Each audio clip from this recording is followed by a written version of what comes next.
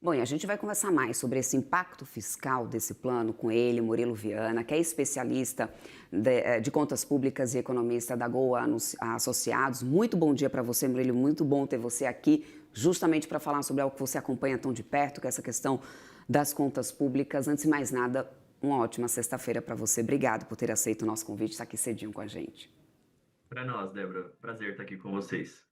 Murilo, vamos lá, né? Primeiro, começando com essa questão esse valor anunciado agora, né? 30 bilhões em linhas de crédito, 9 bilhões e meio na frente de renúncia fiscal, junto com aportes para fundos garantidores para as empresas exportadoras, principalmente, né, com foco no micro e pequena empresa. Quais são os principais fatores agora, os principais riscos fiscais que são associados nesse momento a essas garantias? Como que elas impactam realmente o orçamento? E eu faço essa pergunta para ti já antecipando aqui uma certa provocação. Primeiro que a gente tinha até terça-feira falas de diversos representantes, ministros inclusive, de que esse pacote ficaria dentro do orçamento, não teria impacto no orçamento.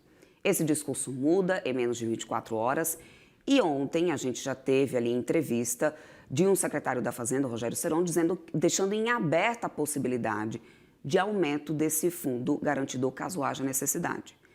Então, diante dessa situação, qual que é a avaliação que você faz nesse momento dos riscos fiscais associados a essas garantias anunciadas?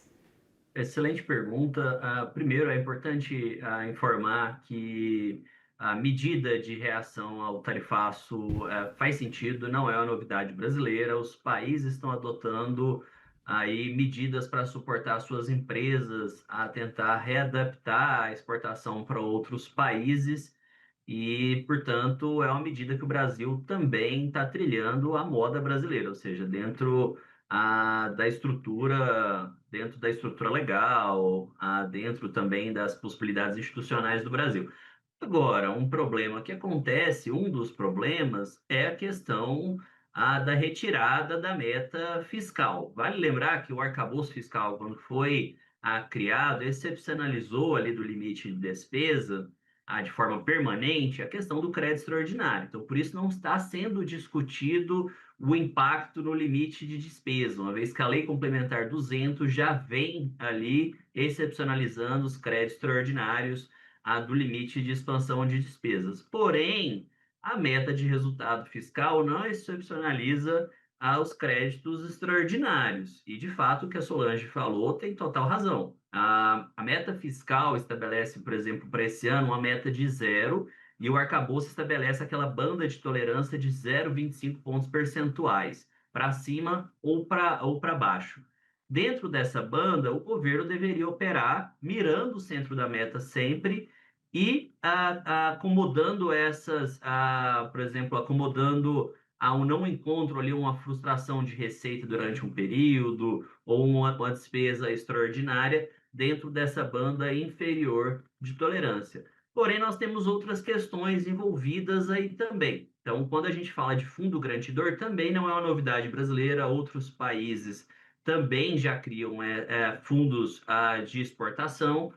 Porém, quando a gente olha no Brasil, nós temos aí a possibilidade de que esses recursos e esse valor ultrapasse aquele estabelecido para os quase 5 bilhões ali do fundo garantidor de exportações e outros fundos garantidores.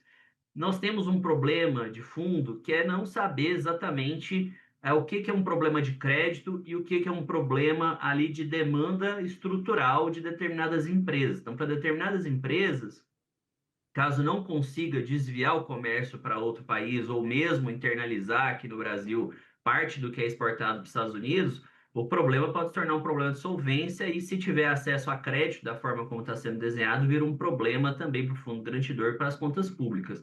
Além disso, nós não temos ainda uma clareza da regulamentação, uma vez que vai ficar no nível de ministério ou até mesmo o Conselho Monetário Nacional, no caso dos subsídios de crédito, definir quais serão as regras, quais serão as condições. Então, existe aí uma previsibilidade em relação a esse caso. Uhum.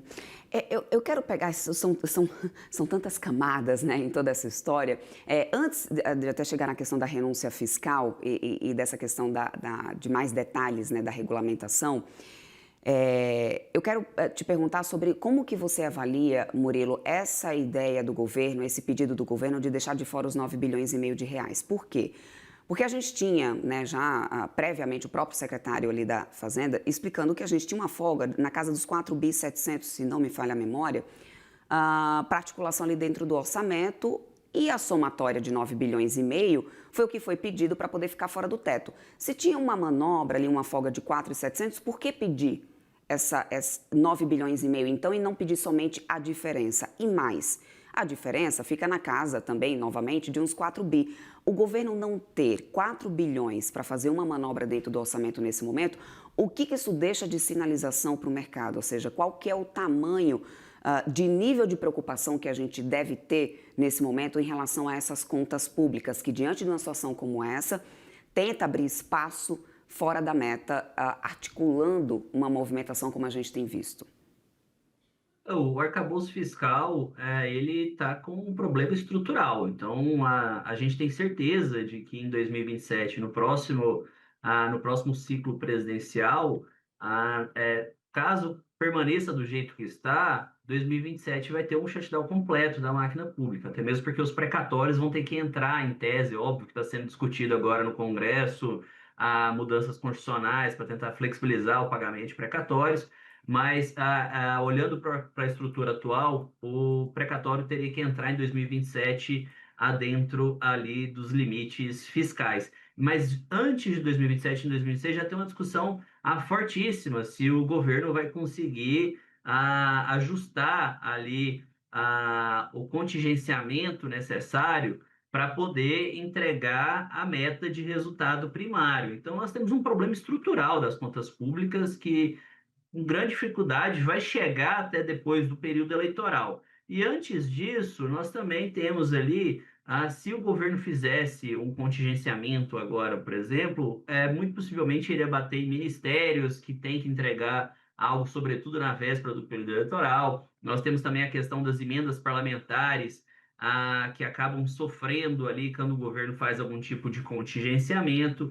Então, o governo acabou optando pelo caminho de menor dificuldade política, mas que gera esses ruídos do ponto de vista fiscal. Porém, vale lembrar que esses 9,5 bilhões, eles podem ser maior. Nós temos ali, por exemplo, uma questão relacionada a diferimento de tributos dos setores afetados pelo tarifaço, que em tese é por um período curto de tempo, mas não é indicativo de que o tarifaço vai passar nos próximos dias ou Uhum. talvez nos próximos meses. Então pode haver essa postergação para o próximo ano. E mais do que isso, qual que vai ser o critério para estabelecer se a empresa foi ou não afetada pelo tarifaço? Isso depois pode ser judicializado, isso depois o Congresso mesmo, quando for votar a medida, pode alargar o conceito. Essa semana nós tivemos ali o anúncio de que o Trump sugeriu à China a aumentar de forma abrupta a importação de soja dos Estados Unidos em detrimento da soja brasileira, por exemplo. Caso isso fosse levado adiante, obviamente todo o setor de soja, em tese, poderia ser contemplado por uma medida como essa. Então, veja, o impacto fiscal ele ainda pode ser muito mais amplo a depender das condições de contorno com que de fato permaneça a questão do tarifaço ou mesmo seja largado em âmbito judicial ou ainda dentro do Congresso Nacional. Murilo, você prontamente antecipou o que seria, inclusive, a minha segunda pergunta para ti. Justamente a possibilidade da gente ter um custo muito maior no orçamento com essa questão da renúncia fiscal. Dada a situação de exemplos a curtíssimo prazo, a gente não precisa ir muito longe, desoneração da folha de pagamento, PES, que foram programas criados a priori de forma pontual, mas que ganharam uma dimensão de tal forma que deu trabalho agora para poder o governo conseguir colocar uma porta de saída, né? Então, diante dessa situação, você está otimista de que realmente o governo consiga uma porta de saída e consiga travar esse orçamento com esse custo da renúncia fiscal Pegando só a parte da renúncia fiscal do Reintegra realmente nesse momento, ou até que ponto os lobbies devem pesar muito mais em Brasília e a gente veja um aumento, inclusive, de questão judicial, como você já vinha antecipando? É bom, vale pontuar que dentro dos vários benefícios fiscais que tem no Brasil, nós temos primeiro um problema de fundo estrutural, que é a questão da não avaliação dos benefícios fiscais. Então, existe uma opacidade em relação a custo-benefício dos diferentes benefícios fiscais de forma deliberada, não é algo ao acaso.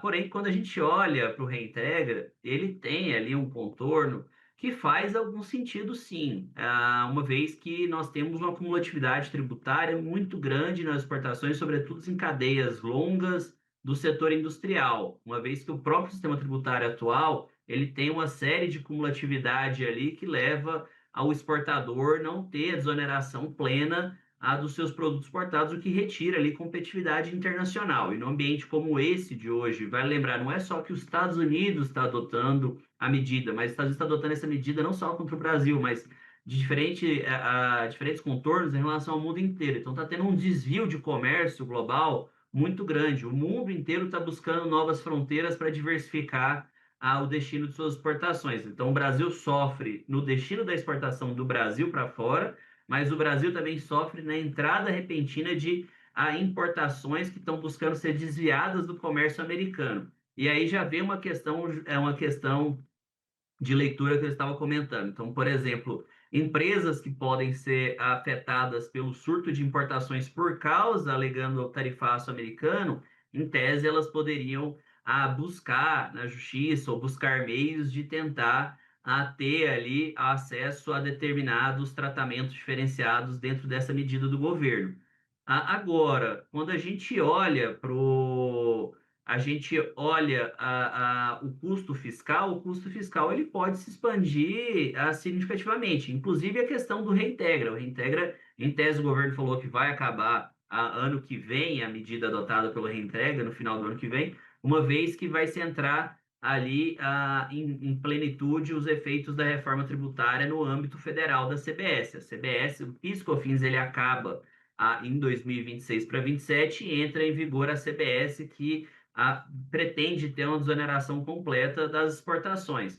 Agora, se no âmbito legal, se no âmbito legislativo, isso vai acontecer do ponto de vista de acabar o programa ou reduzi-lo drasticamente, aí já é uma outra conversa, haja vista, por exemplo, a desoneração da folha. A desoneração da folha começou para alguns setores, depois ele foi expandindo, expandindo, expandindo e foi erodando a base de arrecadação do governo, inclusive a base de arrecadação previdenciária. Então, são problemas clássicos do Brasil que nós vamos ter que lidar aí talvez nos próximos anos. Já pegando o gancho aqui nessa perda de arrecadação, muito rapidamente, nosso tempo já está estourado, Murilo. Eu teria tantas outras perguntas aqui para ti, mas rapidamente, a gente também tem uma medida que autoriza o adiamento, né, da cobrança de impostos, prevendo ali alguns mecanismos para poder travar emprego nesse momento. Pela tua experiência, do ponto de vista fiscal, esses adiamentos podem se converter realmente em postergação apenas de arrecadação ou corremos o risco de perda literalmente definitiva, piorando ainda mais a arrecadação? As empresas que eventualmente não conseguirem se recuperar, elas vão entrar em default. Vale lembrar que pagar o tributo concorre com o capital de giro da empresa para suas operações normais. Então, é comum as empresas atrasarem pagamento de tributo no ambiente onde ela tem uma incerteza, de dificuldade de pagar seu capital de giro, folha de salário, entre outros fatores. Então, o governo, quando ele faz esse diferimento de tributo, ele está dando um alívio de capital de giro para as empresas. Porém, o governo anunciou que esse alívio aconteceria por um período extremamente curto. Esse período, de fato, me pareceu bastante curto e há indicativo de que ele vai se expandir no tempo. E um diferimento de tributo, caso aconteça uma postergação do prazo de diferimento e caia em 2026, significa que em 2025 não vai entrar a receita e em 2025 vai afetar também a arrecadação federal e, portanto, o impacto no orçamento de 2025 acaba aumentando aquele valor de 9,5 bilhões, por exemplo, que tinha sido anunciado pelo governo. Agora, se vai ser pago em 2025 e 2026, também há uma grande discussão, porque a empresa pode, de fato, vir a quebrar. E a questão da necessidade de garantia de emprego vai ser desenhada pelo governo como isso vai acontecer na prática. Não é desejável que seja algo extremamente rigoroso do ponto de vista de manter plenamente o emprego, uma vez que o nível de atividade da empresa que passa por dificuldade, ela acontece um enxugamento do nível de atividade e é razoável que algum grau ali de perda de posto de trabalho aconteça, faz parte do ajuste da Uhum, empresa. Então, uhum. dependendo se for extremamente rigoroso, acaba atrapalhando, inclusive, a empresa a se recuperar e pode condenar toda a mão de obra daquela empresa e do setor a ele articulado a sofrer os impactos negativos. Perfeito, Murilo. Que fica aqui, inclusive, a observação que aqui ninguém está discutindo o mérito, né, de merecimento numa situação de emergência, mas sim o quanto que isso realmente traz também um custo econômico muito alto para o orçamento do governo. E a gente segue avaliando tudo isso. Murilo, quero muito agradecer bastante aí o teu tempo aqui conosco, sempre uma ótima conversa. Trouxemos aqui, então, o Murilo Viana, especialista em contas públicas e economista da Gol Associados. Bem-vindo por aqui sempre. Até uma próxima. Eu que agradeço o convite, é sempre um prazer. Até mais.